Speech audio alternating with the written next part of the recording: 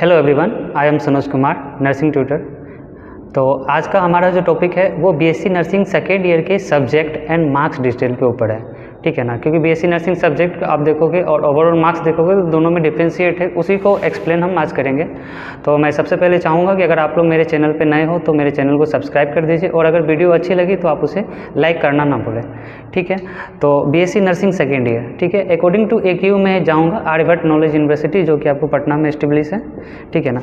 तो BSc nursing second year में total 5 subject होते हैं, लेकिन ओवरऑल जो मार्क्स होता है वो हमारा 700 का होता है। तो ठीक है, तो इसमें क्या होता है ना, 500 के आपका थ्योरेटिकल पोर्शन होते हैं, वो 5 सब्जेक्ट के आपको इस सब्जेक्ट के 100 मार्क्स होते हैं। और इसके अलावा जो आपका सबसे इम्पोर्टेंट सब्जेक्ट आता है सेकेंड ईयर में, मैं उसकी बात कर रहा हूँ आपको, मेडिकल सर्जिकल नर्सिंग, ठीक है। मेडिकल सर्जिकल नर्सिंग क्यों इंपॉर्टेंट है?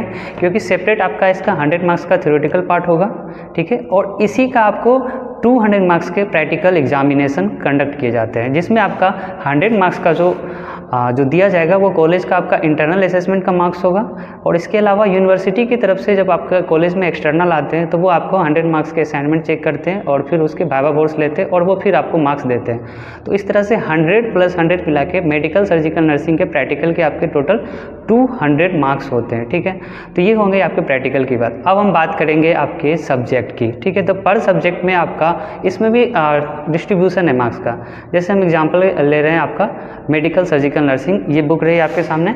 तो इसमें क्या होता है ना कि आपका जो थ्योरेटिकल पोर्शन होता है ये भी 2 भाग में डिस्ट्रीब्यूट है। पहला है आपका इंटरनल असेसमेंट जो कि आपको कॉलेज के द्वारा लिया जाएगा, ठीक है। हर एक सब्जेक्ट का आपको 25 मार्क्स का इंटरनल असेसमेंट एग्जामिनेशन होगा। इसके अलावा 75 मार्क्स हर एक सब्जेक्ट का जो आपको इन सेमेस्टर एग्जामिनेशन के जो आपको यूनिवर्सिटी जब आपकी पेपर लेगी, एनुअल पेपर लेगी, उसमें आपको दिए जाएंगे। तो इस तरह से आपको 75 + 25 दोनों मिला के 100 होंगे। तो ठीक है, हम अब एक एक करके एक्सप्लेन कर लेता हूँ आप लोगों को।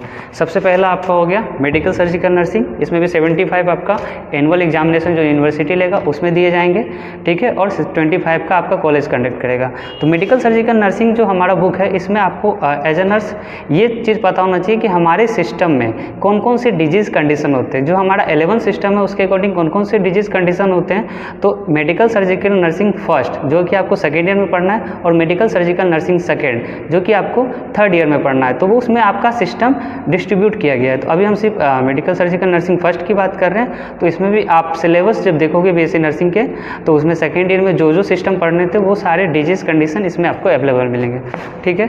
नेक्स्ट हम सब्जेक्ट की बात कर रहे हैं आपका PPG शॉर्ट में बोलते हैं, फार्माकोलॉजी, पैथोलॉजी एंड जेनेटिक्स। इसमें क्या होता है ना कि सबसे इंपॉर्टेंट सब्जेक्ट है, लेकिन ये 2-3 सब्जेक्ट को मिला के दिया गया है। इसमें आपका आता है फार्माकोलॉजी जो कि सबसे इम्पोर्टेंट है। आप अगर हॉस्पिटल ड्यूटी कर रहे हो तो बोलते हैं ना कि बिना ट्रीटमेंट के जो आपको ट्रीटमेंट करना होता है तो बिना मेडिसिन के ट्रीटमेंट क्या है, पॉसिबल नहीं है, चाहे आप किसी भी डिजीज़ को केयर कर रहे हो। तो फार्माकोलॉजी, पैथोलॉजी एंड जेनेटिक्स, जिसमें आपको पैथोलॉजी या जेनेटिक्स के एक सेपरेट बुक आएगा और फार्माकोलॉजी का आपका सेपरेट बुक आएगा। तो इसमें इंपॉर्टेंट ये है कि फार्माकोलॉजी आपका अप्रोक्स 40 मार्क्स के होते हैं और जेनेटिक्स और पैथोलॉजी मिला के वो आपको 35 मार्क्स के होंगे। इस तरह से आपका 75 जो कि एनुअल एग्जामिनेशन यूनिवर्सिटी के द्वारा लिया जाएगा, और कॉलेज में जो लिया जाएगा 25 मार्क्स का एग्जाम वो आपको कॉलेज इंटरनल असेसमेंट के अकॉर्डिंग दिया जाएगा।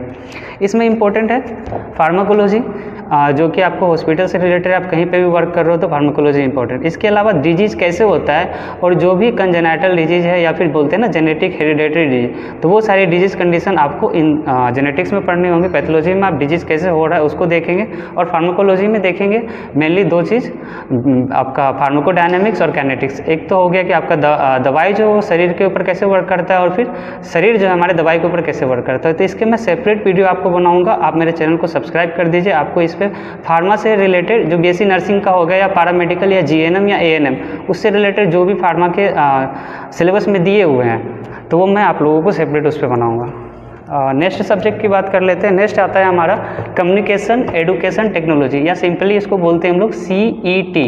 ये इम्पोर्टेंट इसलिए है कि हमारे पास एक अपॉर्चुनिटी है।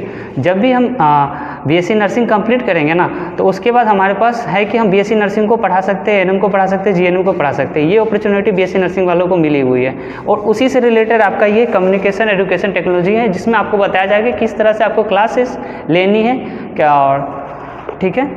चाहे वो चार्ट पेपर के माध्यम से हो, कम्युनिकेशन कैसे करना है, 1 वे कम्युनिकेशन, 2 वे कम्युनिकेशन, तो इन सब सारी डिटेल्स आपको इसमें मिलेगी। इसके अलावा नेक्स्ट बुक आता है हमारा सोशियोलॉजी का। सोशियोलॉजी का बुक एज ए नर्स क्या है ना कि आपको सिर्फ हॉस्पिटल ड्यूटी में काम नहीं करना है, आपको एक कम्युनिटी में भी काम करना है। तो कम्युनिटी में काम करना है तो हम क्यों ना हम पहले सोसाइटी को जान लेते हैं, उसी सोसाइटी में क्या होती है, किस तरह की रिलेशनशिप इस्टेब्लिश करनी होती है, इन सब चीज़ों के अलावा मैरिज हो गया, तो इन सब चीज़ों को हम लोग सोशियोलॉजी में डील करते हैं।